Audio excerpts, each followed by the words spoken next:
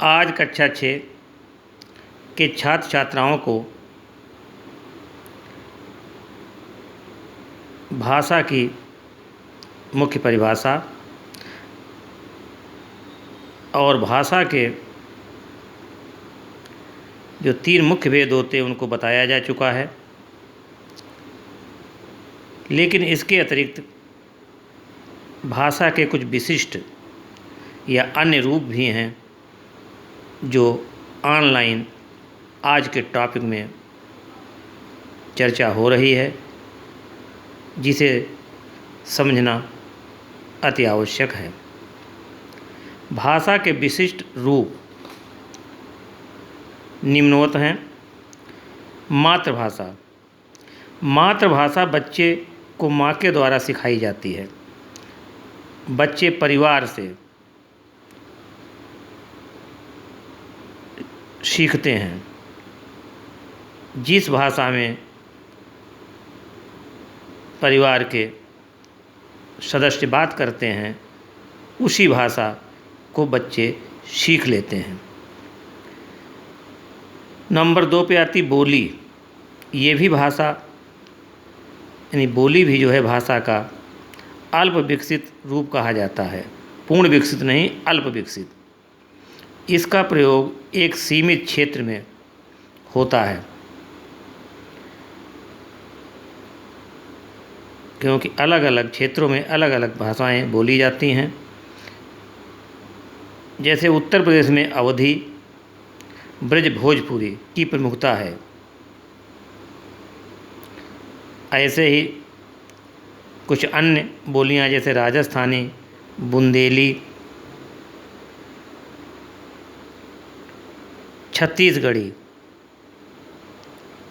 बघेली आदि हैं।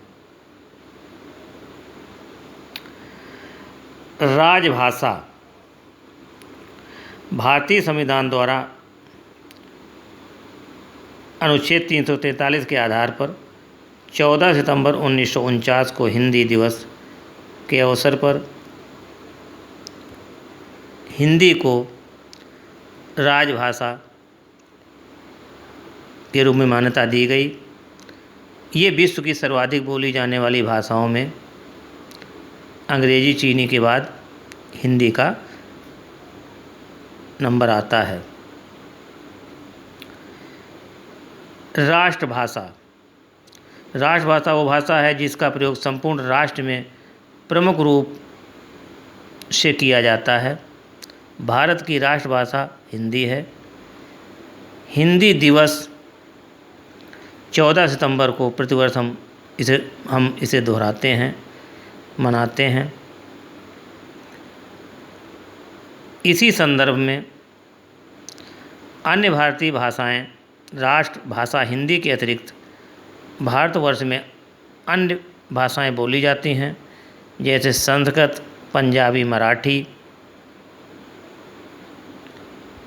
तमिल, तेलुगु, मलयालम, कन्नड़, उर्दू, गुजराती, उड़िया आदि। विश्व की प्रमुख भाषाएं